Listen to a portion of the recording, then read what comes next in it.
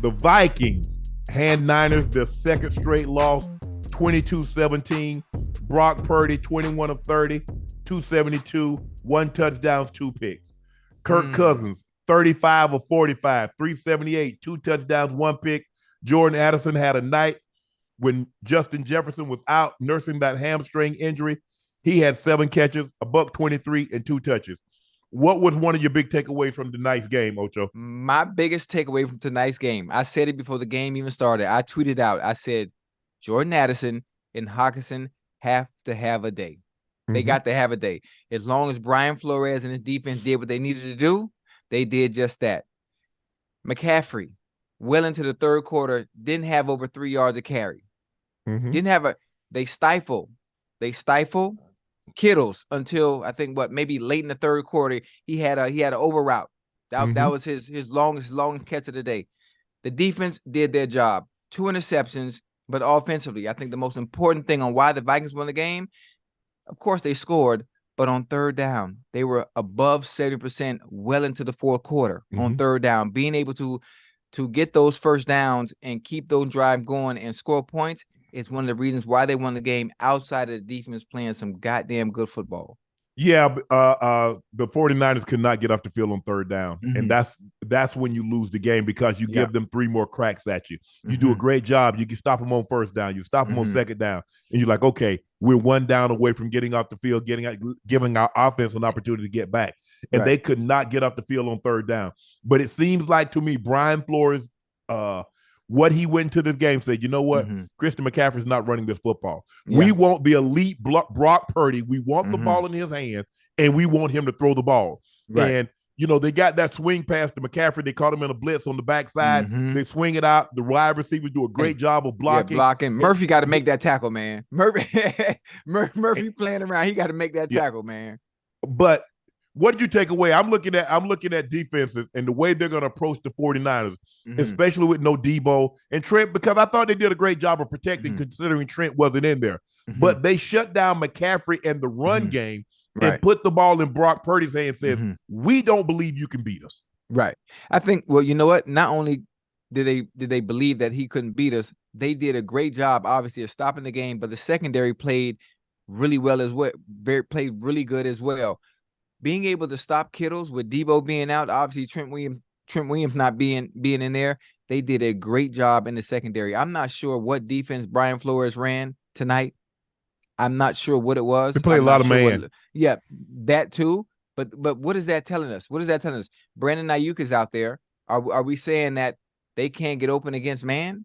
Well, he played. I mean, Brandon Ayuk, he caught some passes. I mean, they were going to him early. He did a great job. Even Jennings got going late, but it was in between. The turnover. It seemed like the 49ers are drive about to open the game after they pick off Cousins early in the ball game. They're driving down the field. McCaffrey coughs it up, and instead of getting 7-3 out of that drive, here comes Minnesota back. They put a drive in the end zone, and so instead of being up 7-0, 3-0, you find yourself down 7-0.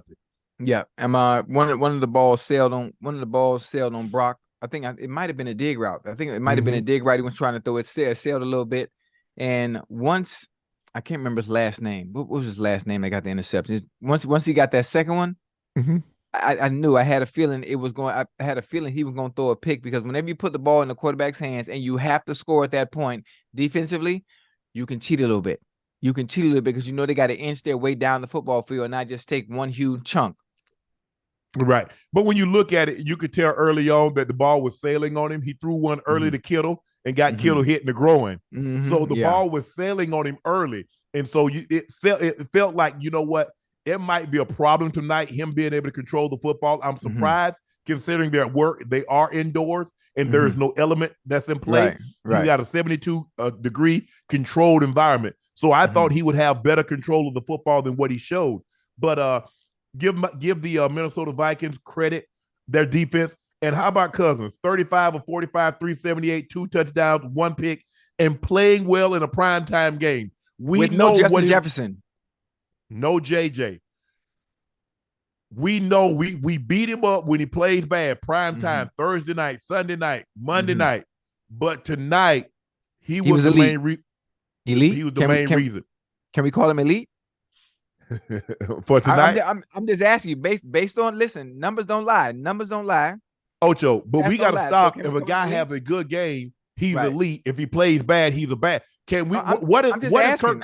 Okay, what has Kirk Cousins' body of work shown you over a decade? Has his body of work showed you that he's elite? No, it's been up and down. But what Kirk has showed us is that he's capable of playing consistent football and making sure and giving his team a chance to win. He just hasn't crossed over that hump yet. But he's consistent in the regular season. He's good enough to get there. They just haven't gotten over that hump. Good. Oh, look, good enough to get where? Where exactly they're into the playoffs? Yeah, well, yeah. They always on the verge for the past 10 years. Yeah. He's not elite, but he's like right there, right on the verge, right on the verge. What's wrong with being in here? Okay, if elite's right here and the floor is right here, why can't a guy be in between there? Why does he have to be this or that? Okay, but listen, he's not that far below when you talk about the floor. He's right underneath the tier 1 quarterbacks. He's right there underneath, based on the body of work that he's put up the past decade. He is. All right.